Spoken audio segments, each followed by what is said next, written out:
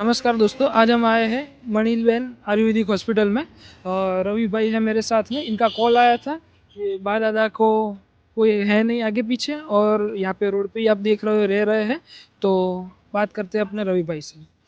કેવી રીતે તમને ખબર પડી સાહેબ? અમે આમને શું પોરબંદરથી આવ્યા હતા. મને સવારે હું આવ્યો હતો નોકરી પર, તો એમણે કીધું કે હું મારે દાખલ કરે છે. મેં કહું સારું, સવારે આવજો તો હું સાહેબને હું મળી લઈશું. તેમને દાખલ કર્યા હતા. તો સાહેબને 2-3 દિવસ સુધી રાખ્યા એમણે. તો સાહેબને તકલીફ પડી અમે પેશન્ટને કે સવા કાકા શું ગાર્ડમાં ઉતરી જતા હતા. તો એના લીધે પેશન્ટને તકલીફમાં માંડી. તો પેશન્ટને કે ફરિયાદ કરી કે ભાઈ આમને રાખવા હોય તો અમને રજા આપી દો. આમને તો કદમીનમાં રાખી તો અમને રજા આપી દીધી હતી અમને. તો સાહેબે ડૉક્ટર જોઈને એમને રજા આપી દીધી. ત્યાં સુધી મેં બે દિવસનું સગવડ કરી, મેં ખાવા પીવાની બધી. પણ એમને શું વોર્ડમાં ટ્રોમા સેન્ટરમાં લઈ જતા, વોર્ડમાં 1200 બેડમાં લઈ જતા ફરી. પછી આમાં વધારે તકલીફ પડી. તો મેં સાહેબે મને સંપર્ક કરાયો વિસાવાનો ફાઉન્ડેશનનો. તે પછી મેં એમને કીધું કે સાહેબ આવો પ્રોબ્લેમ છે.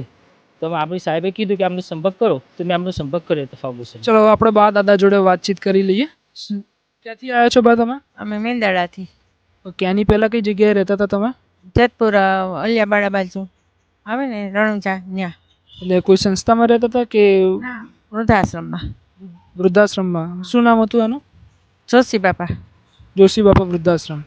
ઓકે. તમને શું તકલીફ પડી કે અહીંયા આવવું પડ્યું તમારે?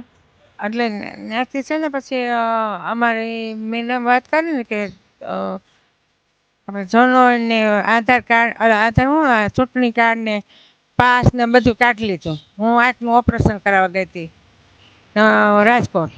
ના 2 દી રાખ્યા ને, 3જા દી ઓપરેશન કરીને સવારે મૂકી ગયા. એમ 3 દી ત્યાં રહી હતી ને કે હું અહીંયા આવું તો થેલામાં બધું કાઢી લીધું. આ કે મારે જનોઈ તૂટી ગઈ હતી, મને નવી પહેરાય. મેં કીધું જનોઈ તો ચોટો હતો ક્યાંય હતો, કોક કાઢી એમને દાદાને પ્રોબ્લેમ શું છે શરીરમાં? હું કહું ને પેરેડાઇટિસનો હુમલો છે, હાથનો, પગનો ને મગજનો. એટલે શારીરિક અને માનસિક બીમાર છે.